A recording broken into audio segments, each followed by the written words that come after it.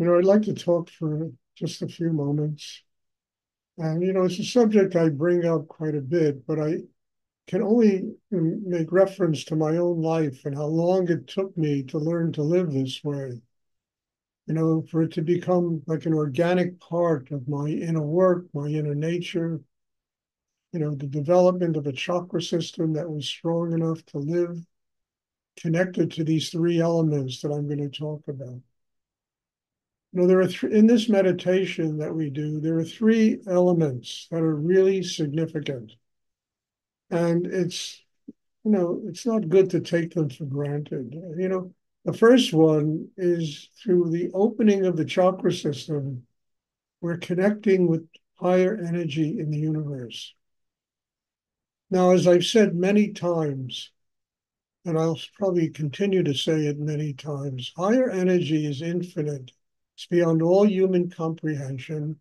It's of a power that none of us can logically, understand or, even think about. It's beyond, it's God, it's infinite. And to open to that energy and receive that kind of intensity and power, we need to be very strong inside. We need to develop the core of our being. We need to have our hearts open, minds quiet. We have to be masters of our sexual energy. We have to build a system inside that allows spirit, God, higher energy to enter. As I've said a billion times, in the Bhagavad Gita, when Krishna reveals himself to Arjuna, it's as if the light of 1,000 suns suddenly appeared in the sky. It's beyond human comprehension, and it's very powerful. So we all talk about wanting a spiritual life. The covenant we make with higher energy is that we need to build a system inside ourselves that enables us to have a spiritual life. It's why we're born on the earth, to build that kind of system, to finally get free, because we're open and, totally open and receiving this powerful energy, this energy of God, you know, and that energy can't enter our system unless our hearts are open, unless we live in this world with love, with compassion, with that kind of sweetness that makes, life really remarkable for every human being that can live that way. So that's really the first element. I mean, in the first classes I sat with Rudy, he talked all the time about the very malnourishment of human beings, spiritually malnourished people. And at first, I didn't know what he was talking about. And then I began to realize, yes, there's a lot of craziness that goes on in the world. There are a lot of people whose minds are very twisted, their emotions are twisted. They want power, they want money, there's greed, there blah, blah, blah, it goes on and on and on. You know, and it comes out of spiritual malnourishment because people are using their tension in order to live their lives.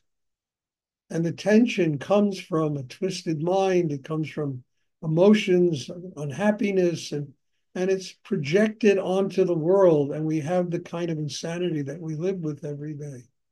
It's spiritual malnourishment. It's more of an epidemic than COVID, for God's sake, because it touches 8 billion people strong on the planet Earth. So what we're doing in this meditation is, first of all, overcoming spiritual malnourishment. We're learning how to get centered, balanced, live with an open heart, a quiet mind. Being able to master the energy of the sexual energy, which is the energy of rebirth inside a human being, and to activate kundalini. Now, the second element in this meditation, which is really important, and one of the reasons I just absolutely was so grateful to Rudy that I could live in the world and still have a spiritual life, and that to learn that we're born here to work out karma. Karma is every activity we have in life, and to discover that the real temple is not the church, the synagogue, the ashram.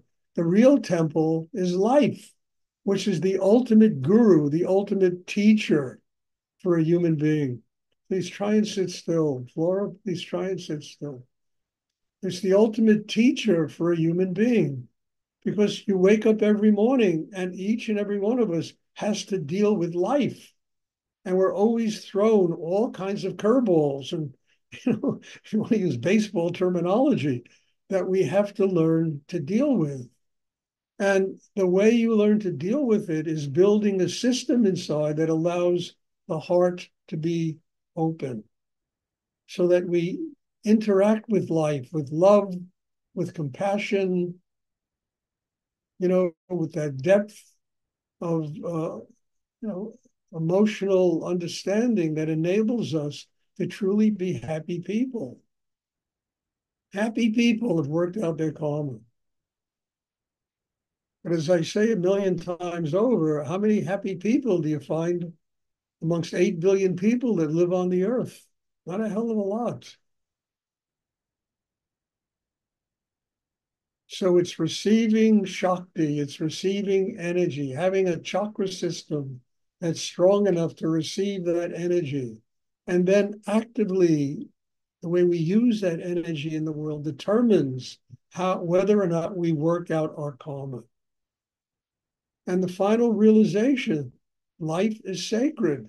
Time is sacred. We're given this extraordinary gift. And I hate to use my Bronxese, but we shit all over it.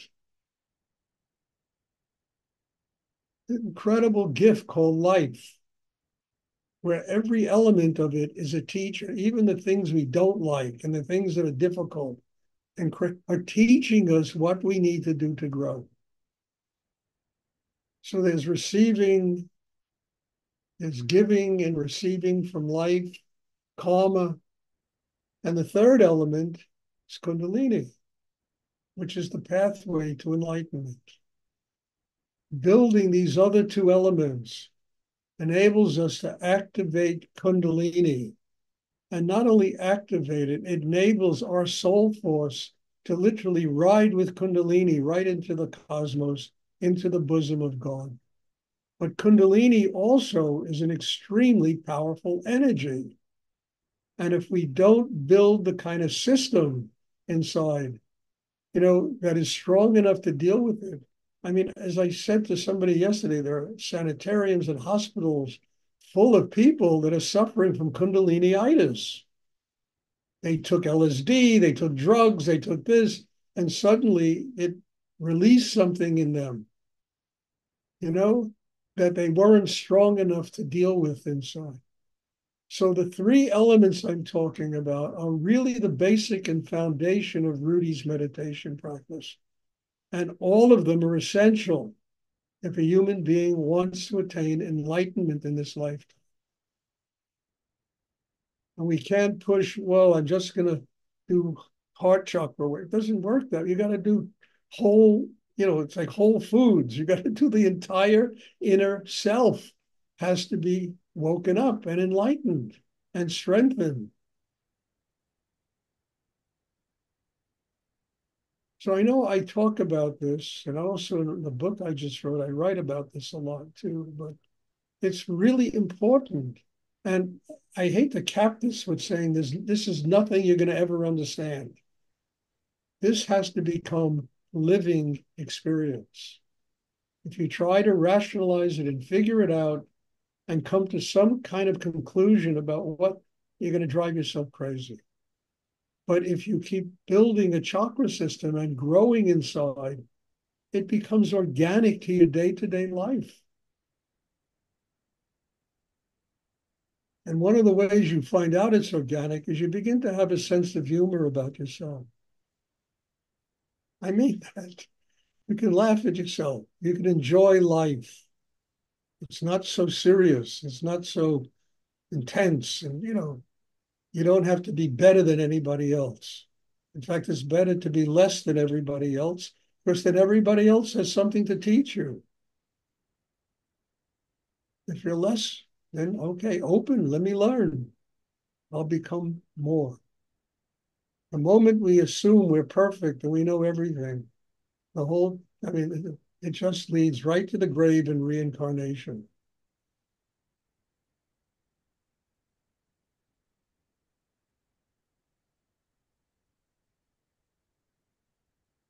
Does anyone, I mean, it's a lot. Does anyone have a question about any of this?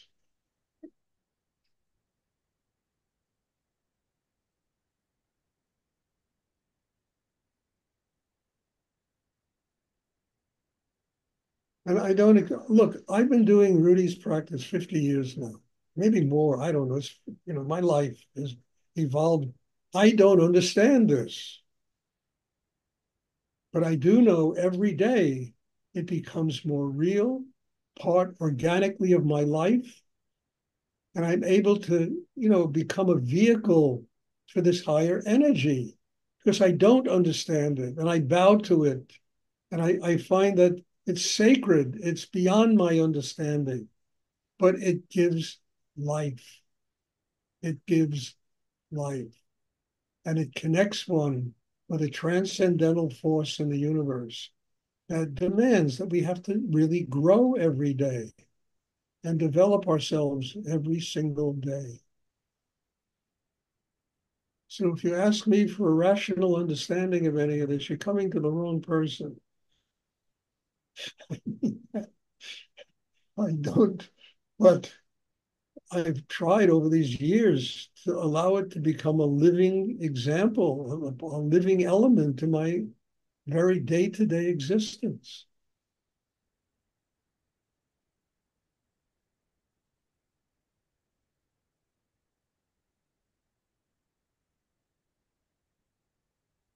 Does anyone have a question they would like to ask?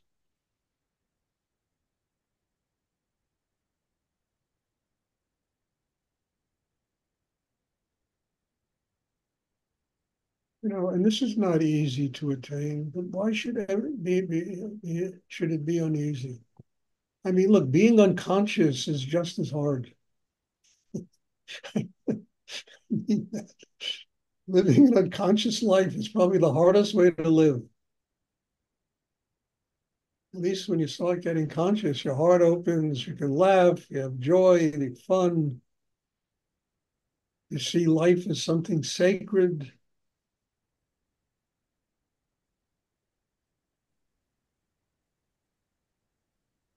Does anyone have a question? Okay, if there's a lot to absorb, so please, everybody, try to absorb it, take it inside. Don't analyze it, but just open, develop the chakra system so that can make all of this a reality. There'll be a class again on Tuesday. This is Sunday, right? I think.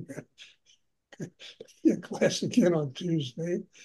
And I'm looking forward to seeing everybody. And again, I say it after every class, God bless you all. Thank you for being here, for being, in many ways, you all are my teacher. I don't take the position of a guru. I gave it up years ago. It's just a bore. And I don't want to be placed on some ivory tower that people come and worship me. You are my teacher. Your presence here really demands that I have to grow. And I couldn't think of a better way to interact with any human beings on the planet. So thank you all, and God bless you all. And we'll have class on Tuesday, and I'm looking forward to seeing you. Thank you. God bless you too. Thank you. Thank you, Thank you, Stuart. sir. You're welcome. Have a wonderful day.